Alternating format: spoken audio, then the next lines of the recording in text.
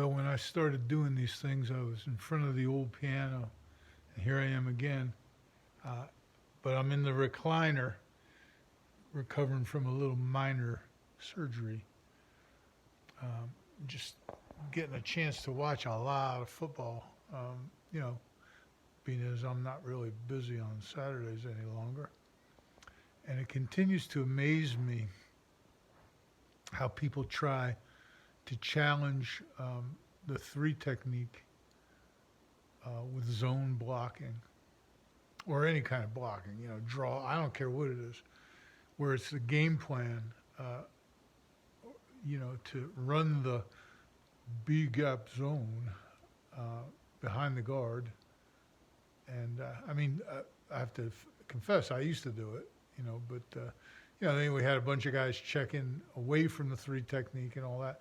But, you know, I coached at a few places and went against a few guys in college and what have you. And the three technique is really not the way, attacking the three technique is really not the way to go directly.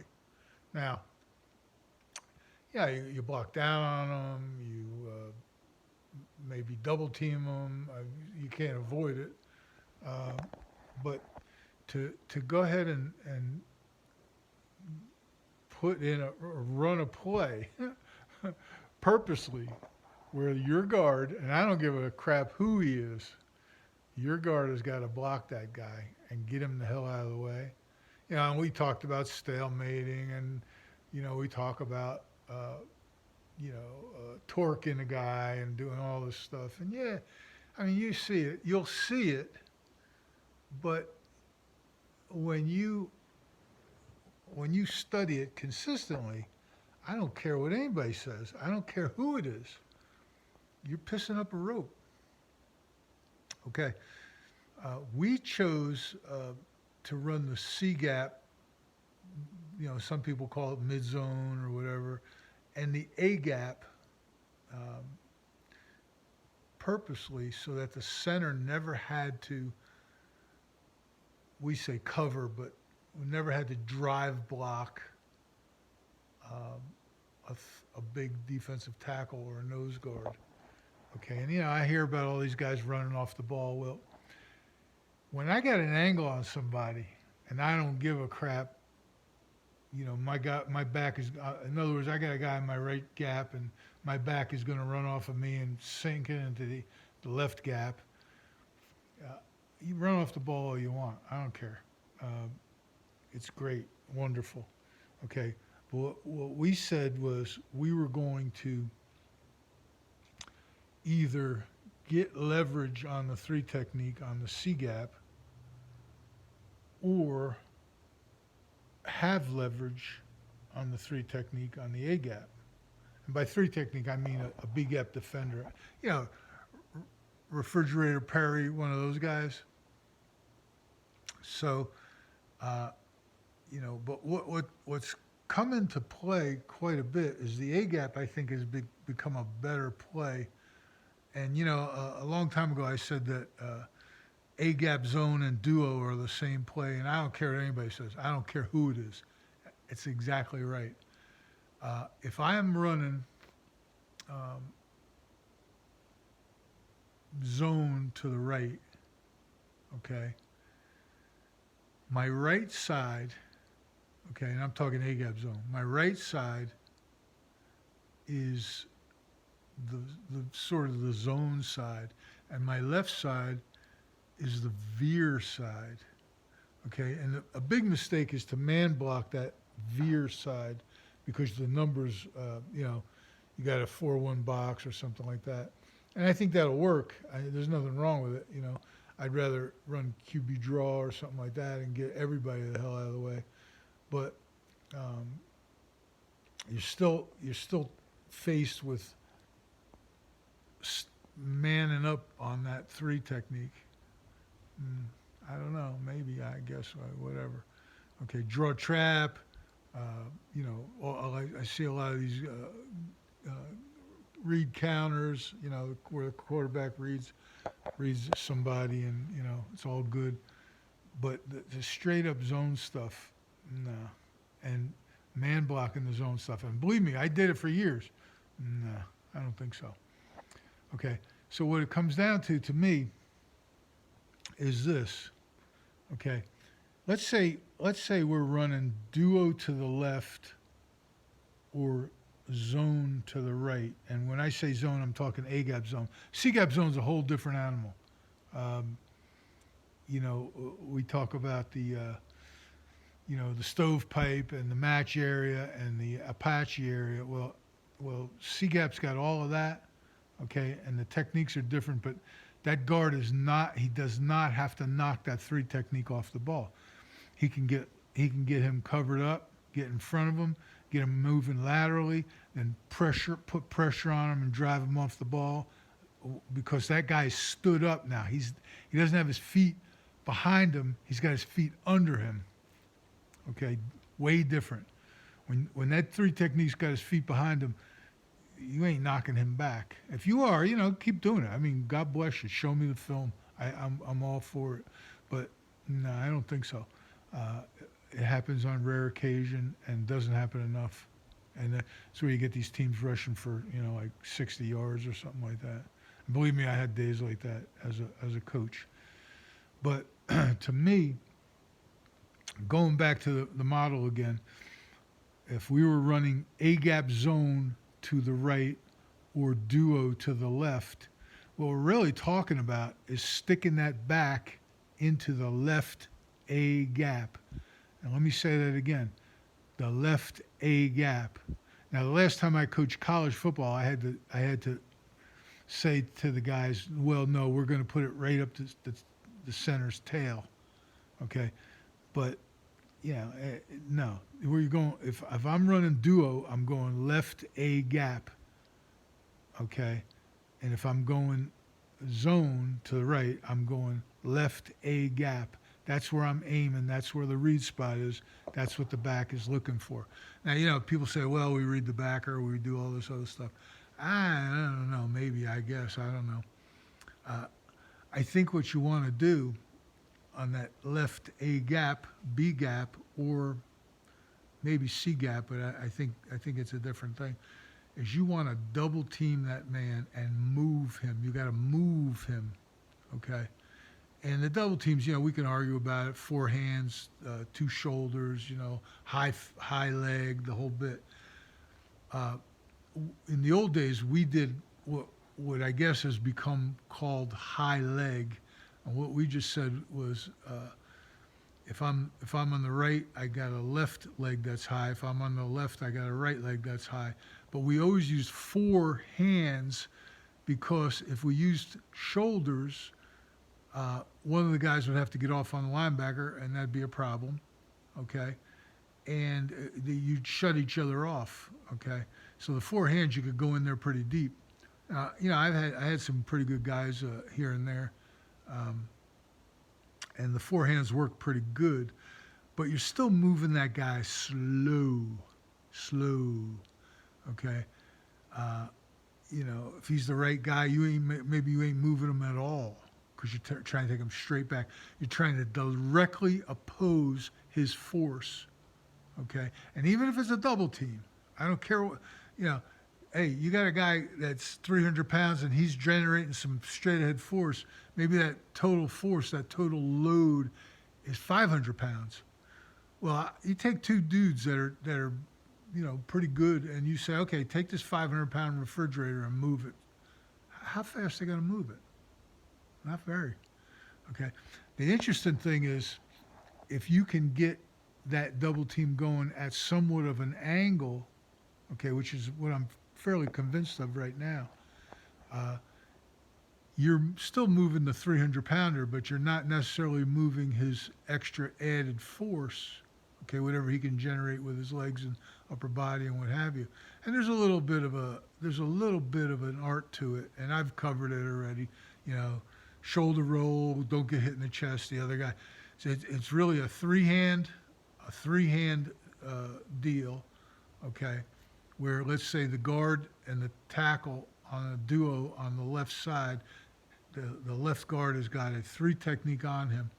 he's going to use his shoulder and one hand, okay, and keep his eyes in the A gap, okay, and the tackle is going to try and get in front of that with his headgear, okay, and it's important for the guard not to shut the tackle off, and it's important for the guard not to get shattered, okay, so he's got to be the rock, okay.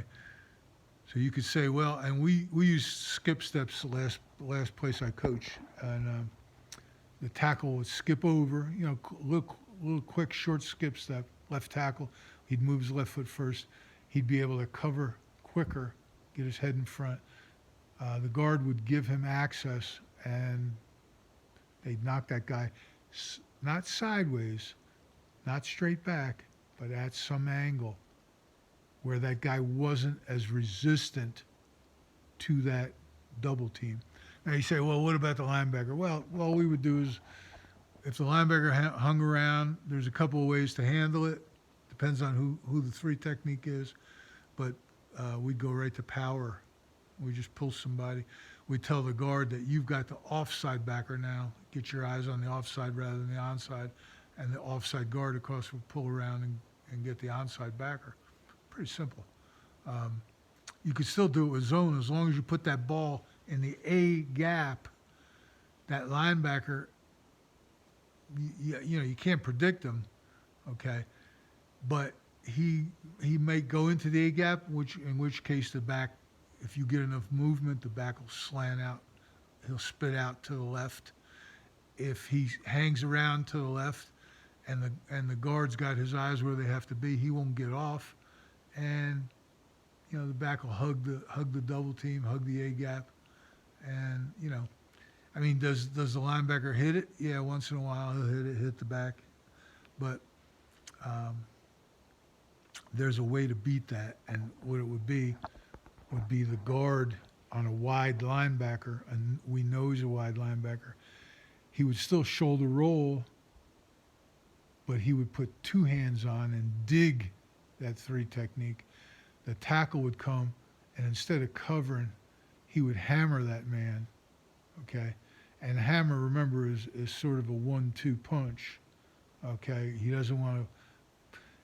The faster he puts his outside or far hand on that man, the more committed he is to him, okay? So that was where all the cow tipping technique and all that stuff came into play, okay? And, you know, you got to think about it. You got to make a decision. Well, this three technique, we better just make sure he's blocked.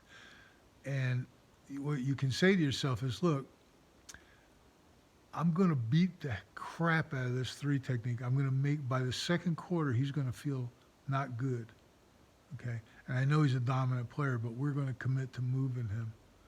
Okay? As opposed to, well, he's sort of not he plays a little high, whatever, we can get away from, maybe we'll hit some big plays. But the first thing we're going to do is we're going to make that dude suffer. Okay? Just the way it is. And what's interesting is when you get into odd spacings, okay, where the double team occurs on the nose guard, then the tackle and the quarterback are in charge of the linebacker and the defensive end, okay? And I got this, I can't lie, I got this from a clinic from the Wofford coach. I think those guys, I don't know what they're doing now, but a couple of years ago, they were as good as it gets. He would say to the quarterback, look, if the linebacker sits and the defensive end closes, pull the ball. Otherwise, give the ball. And then he would coach the tackle to sort of pry open the defensive end and work towards the linebacker. And to me, it made perfect sense because if I committed to moving that nose, busting his ass, it would be all kinds of spit going through there. The linebacker now, you know, I don't care what anybody says. If the linebacker is going to come up, now they got these odd spacings with the linebackers mugged, and then they have these, I don't know what they are, outside backers hanging out for the RPOs. Yeah, I think that's a problem. But the bottom line is, look, it's going to be a problem no matter what you do. Let's beat somebody up. Okay? And I want to use a word now.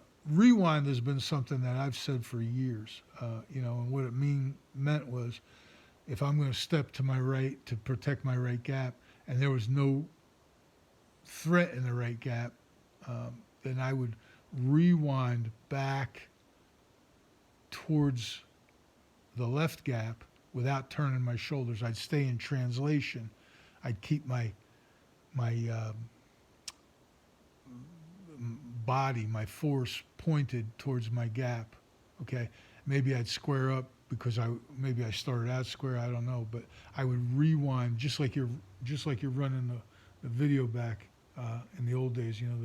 The 16 millimeter. You'd be pushing that button back and forth and back and forth, and everybody be sitting. The head coach would have it, and everybody be sitting there going, "Man, when's he going to go to the next play?"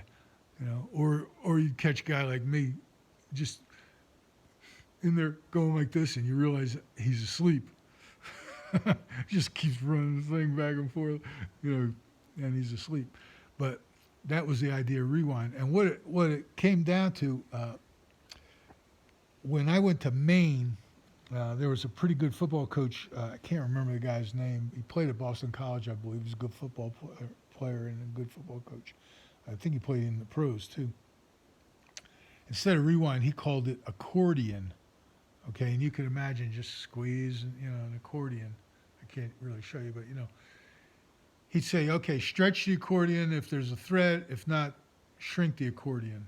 And I think the accordion concept is a pretty good idea, because if there's no threats to an immediate A-gap run, that's essentially on the other side of where you at. You're the right tackle, say, and we're putting it in the left A-gap. Where the hell are you going? Don't go sprinting out of there. I see these guys go run off the ball and sprint out of there, and it's all good, but you get a fairly sophisticated defense, and your tackle's blocking nobody, or maybe your guard's got to block two people. Okay, so to me, get that accordion idea going, and this is not power now. Okay, power is a different deal altogether. If we're going power to the left, we're sticking it in that left A gap, just like duo, okay, or zone. But that guard is pulling, so now everyone's got to go one more man, okay? And the accordion guy really is the tackle, but the concept's the same. The center, normally that pulling guard would have had the B gap to the right. Well, now the center does. But he doesn't want to go past a threat. So he is going to accordion, okay? But he's got to go a little further initially and a little flatter initially to make sure that he gives time for that tackle to shut off the B gap and then hinge, okay? And, we skipped hinge. We did all that. I mean, I don't know. It depends on how – the tackle's a pretty good athlete. But those two guys – and as a matter of fact, everybody – nothing goes between the tackle and the center when that guard pulls. When you have a wall, when nobody's pulling, like nothing goes in between you guys. Can't do it. Can't let it happen. No penetration. And that's where I see a lot of guys like, doing the double high legs, and one guy gets off this way, one guy gets off that way. The back's a little surprised, and when that three technique is standing there, you know what I'm saying? Like, whoa, who's good? The backer's all blocked, but the three technique is standing there. So that's, as you can tell, I'm a little tired, and I'm having a little fun here, but why not? Anyway, good luck. I've been watching a lot of people, a lot of my friends. I think almost everybody I know is in major college football now. And here I am in front of the piano. But, hey, I had my time. Anyway, hope this might have helped you. Anybody that's willing to sit through my blah, blah, blah, blah, blah, maybe you understand what I'm saying. I don't know. But in any event, good luck. Keep it going. And, look, the bottom line is you got to beat somebody up. Okay, you got to beat somebody up. Just the way it is.